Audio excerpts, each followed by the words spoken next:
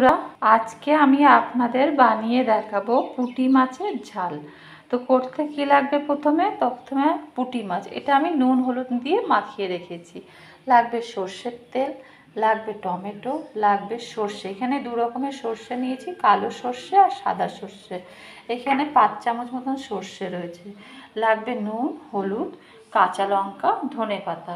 আপনার যে যতটা ঝাল খাবেন সে সেই হিসাবে কাঁচা লঙ্কাটা দেবেন। তাহলে সবার প্রথমে আমি কড়াইটা বসিয়ে দিচ্ছি, দিয়ে আমি কড়াইটা গরম করতে দেব।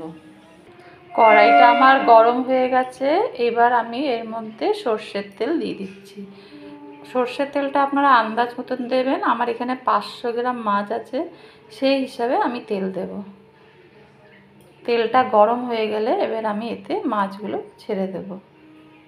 তেলটা আমার গরম হয়ে গেছে, এবার আমি এক এক করে মাছগুলো ছেড়ে দেব। ভালো করে ভেজে আমি এই মাছগুলোকে উঠিয়ে নেব। মাছগুলো ওইদিকে ভাজা হচ্ছে, ততক্ষণে আমি এই সর্ষেটা একটা ছাঁকনির সাহায্য নিয়ে ধুয়ে নেব। ধোয়ার পরে মিক্সার জারে আমি সর্ষেটা পিষে নেব। দেখুন, আমি সর্ষেটা ভালো করে ধুয়ে নিয়েছি। এবার এই মিক্সার জারের মধ্যে আমি সর্ষেটা পুরো দিয়ে দিলাম। এবার এর মধ্যে আমি যে কাঁচা লঙ্কাগুলো রেখেছিলাম, এই কাঁচা লঙ্কাগুলোও দেবো, দিয়ে একটু জল দিয়ে আমি এবার এটাকে পিষে নিচ্ছি। দেখুন, মাছগুলো আমি ভেজে নিয়েছি। এবার এক এক করে সব মাছগুলোকেই আমি এইভাবে ভেজে নেব।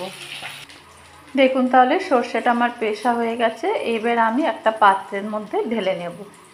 দেখুন, আমার সব মাছগুলো ভাজা হয়ে গেছে। এখানে যা তেল আছে মাছ ভাজার, ওই তেলের মধ্যেই আমি এই টমেটোগুলো দিয়ে দেব। যদি আপনাদের তেল লাগে একটু আপনারা তেল দেবেন। আমি এই টমেটোগুলো দিয়ে দিলাম, দিয়ে এবার এটাকে ভালো করে নাড়ব। একটু টমেটোটা ভালোভাবে গলে যাক। দেখুন, আমার টমেটোটা ভালোভাবে গলে গেছে। এবার আমি এর মধ্যে নুন আর হলুদটা দিয়ে দেবো। আপনারা যেরকম নুন আর হলুদটা আন্দাজ মতন দেবেন, আর নুনটা তো স্বাদ অনুযায়ী আপনারা দেবেন। আমি নুন হলুদটা দিয়ে একটু এবার নাড়াচাড়া করব। নাড়াচাড়া করে নিলাম। এবার এদিকে যে আমি গোলাটা রেখেছিলাম সর্ষে বাটার, একটু জল দিয়ে এবার আমি এর মধ্যে এই সর্ষে বাটাটাও ঢেলে দেবো।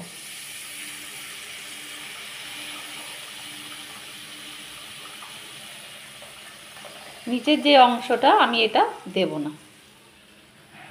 এবার এটাকে আমি ভালো করে ফুটতে দেব।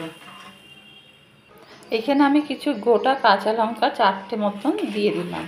এবার ঝোলটাকে আমি ফুটতে দেবো। ফুটলেই আমি মাছগুলো দিয়ে দেব। দেখুন, ঝোলটা ফুটে উঠেছে। এবার আমি এর মধ্যে মাছগুলো সব দিয়ে দিচ্ছি।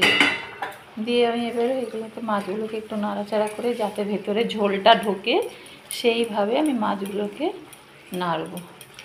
এবার আমি ফুটতে দেব, তারপরে আমি আপনাদের দেখাচ্ছি।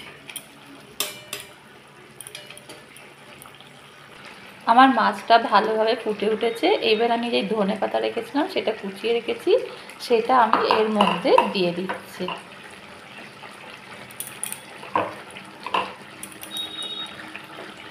আমার একদম তৈরি হয়ে গেছে। এবার আমি এর মধ্যে একটু সর্ষের তেল দেব, 1 চামচ মতন। আপনারা দিতেও পারেন, নাও দিতে পারেন। এই 1 চামচ মতন সর্ষের তেল দিয়ে এবার আমি নামিয়ে ফেলছি। দেখুন, তাহলে আমার একদম তৈরি হয়ে গেছে পুঁটি মাছের ঝাল। তাহলে আজকে এই পর্যন্তই।